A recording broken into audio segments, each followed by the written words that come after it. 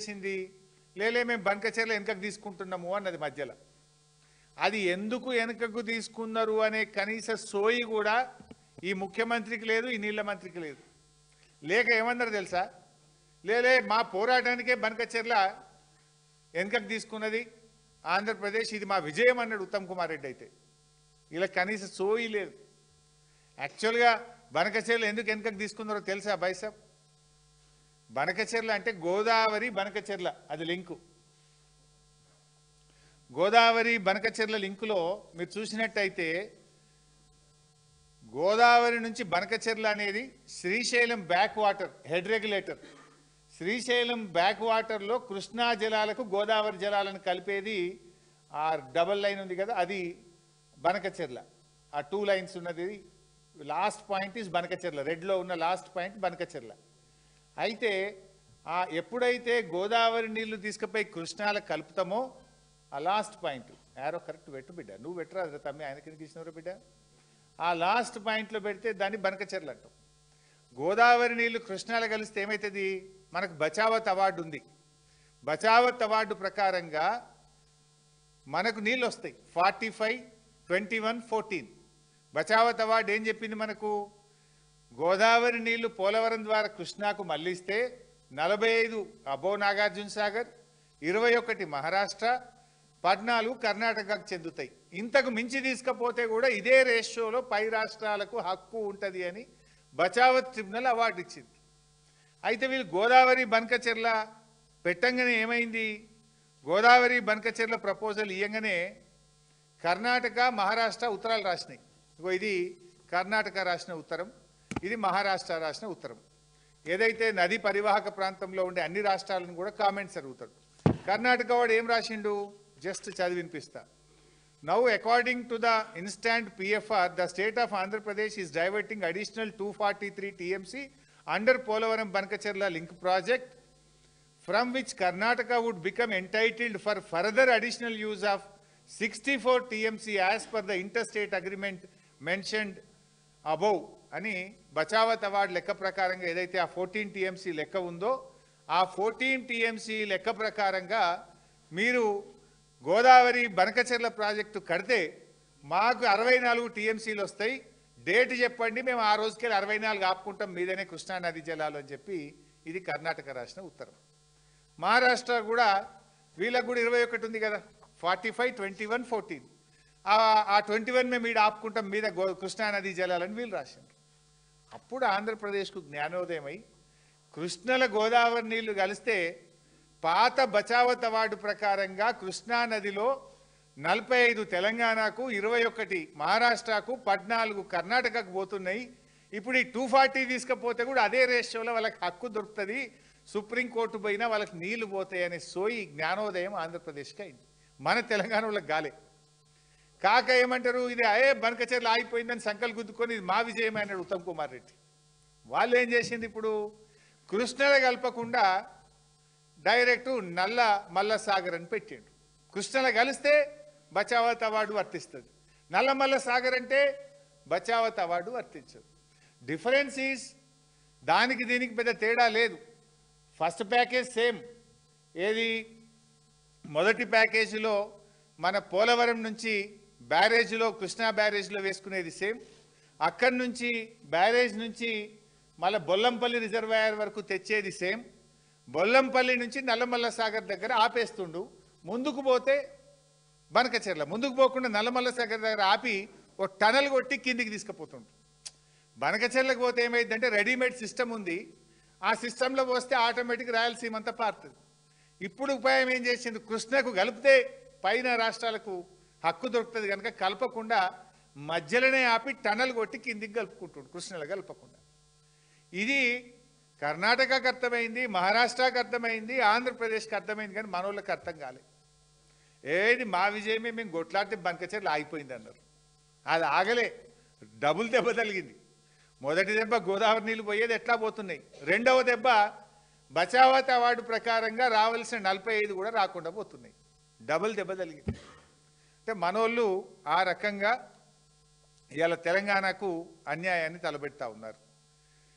ఇవాళ బనకచెర్ల ఎంత డేంజరో బనకచెర్ల కంటే Nallamalla Sagar double danger. We will lose 2. బనకచెర్లనైతేనేమో గోదావరి నీళ్లు పోతాయి కానీ కృష్ణాల వాటా దొరుకుతుంది. నల్లమల్ల సాగర్ అంటే గోదావరి నీళ్లు పోతాయి, కృష్ణాల వాటా కూడా రాదు. డబుల్ ఎడ్జ్డ్ నైఫ్ ఇది, డబుల్ డేంజరస్. అయితే ఈ నల్లమల్ల సాగరు మరి ఆంధ్రప్రదేశ్ అడ్డుకోవాలన్నా వద్దా? ఇంత జరుగుతుంటే ఈ ప్రభుత్వం ఏం చేస్తుంది? కుంభకర్ణుల్లాగా నిద్రపోతున్నట్టు నటిస్తుందా? తెలిసి కూడా తెలియనట్టు చేస్తుందా? ఇదంతా రాష్ట్ర ప్రభుత్వానికి తెలియకుండానే జరుగుతుందని అనుకోవాలనా? లేదు చంద్రబాబు రేవంత్ రెడ్డి ఇద్దరూ పరస్పర సహకారంతో ముందుకు పోతున్నారని అర్థం చేసుకోవాలనా? ఎందుకంటే ఇంత డేంజర్, పక్కన కర్ణాటక మేల్కొన్నది, మహారాష్ట్ర మేల్కొన్నది, తెలంగాణ ఎందుకు మేల్కొంటలేదు? ఇవాళ ఇంకా డేంజరస్ పాయింట్, ఇవాళ నేను చెప్పాల్సినటువంటి ఇంపార్టెంట్ 2 పాయింట్లు ఇప్పుడు చెప్పబోతా ఉన్నా, కీలకమైనటువంటివి. ఇప్పుడు ఆ రోజు ఢిల్లీ మీటింగ్ పోనన్నాడు, పోయిండు. చర్చ జరగలేదన్నాడు, జరిగింది. ఎజెండాలో లేదన్నాడు, ఎజెండాలో ఉన్నది. అది కూడా ఒక్కసారి వీడియో చూద్దాం. వాళ్ళు బనకచెర్ల గోదావరి బనకచెర్ల వాళ్ళు కడతామని అడుగుతాయి కదా మేము ఆపమని చెప్పడానికి. ఎజెండాలో వాళ్ళు కడతామన్న ప్రతిపాదననే చర్చకు రానప్పుడు ఆపమనే చర్చనే రాదు. This is agenda. ఈ కాపీ కూడా మీ అందరికి షేర్ చేస్తాం. ఎజెండాలో agenda point submitted by Andhra Pradesh number 1 Godavari Banakacherla link project. ఇంత స్పష్టంగా ఎజెండాలో ఫస్ట్ పాయింటే గోదావరి బనకచెర్ల. ఎంత పచ్చి అబద్ధం రేవంత్ రెడ్డి మాట్లాడిండో మీరు చూసిండ్రు. నెక్స్ట్. మరి మెయిన్గా ఏదైతే ఆంధ్రప్రదేశ్ రాష్ట్రం నుంచి పోలవరం బనకచెర్ల ప్రాజెక్టు అంశం మీద ఏదైతే ఆంధ్రప్రదేశ్ ఇచ్చినటువంటి అంశం మీద, అదేవిధంగా తెలంగాణ రాష్ట్రం కృష్ణా గోదావరికి సంబంధించినటువంటి ఏవైతే రేజ్ చేసిన ఇష్యూస్ ఏవైతే ఉన్నాయో ఇవి రెండు కూడా టెక్నికల్ ఇష్యూస్ అన్నీ కూడా ఇన్వాల్వ్ అయి ఉన్నాయి. కాబట్టి ఈ టెక్నికల్ ఇష్యూస్ని ముందుగా ఒక పరిష్కారం చూపేటటువంటి విధంగా ఒక కమిటీని నిర్ణయం తీసుకోవాలని, ఏదైతే ఈ యొక్క కృష్ణా గోదావరి ఇష్యూస్, అదేవిధంగా పోలవరం బనకచెర్లకు సంబంధించినటువంటి ఈ యొక్క 2 సబ్జెక్టుల మీద కూడా మరి ఇటు టెక్నికల్ అదేవిధంగా అడ్మినిస్ట్రేటివ్ ఆఫీసర్స్తో కలిపి, ఎందుకంటే ఈ కమిటీ ద్వారా ఒక బేసిక్ మెకానిజం ఏదైతే మరి బిల్డప్ చేసుకుని ఒక రోడ్ మ్యాప్ని ముందుకు తీసుకెళ్లేటువంటి విధంగా ఈ యొక్క టెక్నికల్ అదేవిధంగా అడ్మినిస్ట్రేషన్ ఆఫీసర్స్తో కలిపేసేటువంటి కమిటీ కూడా పెద్ద కాలయాపన లేకుండా రేపు మండే లోపుగానే ఈ కమిటీని కూడా ఏర్పాటు చేసుకుని ముందుకెళ్లాలని చెప్పేసి కూడా నిర్ణయం తీసుకోవడం జరిగింది. Thank you. ఉత్తమ్ ఉందా కమిటీ వేయమని చెప్పిన వీడియో రెడీ పెట్టుకున్నారా? ఉందా? ఉంటే రెడీ పెట్టుకో.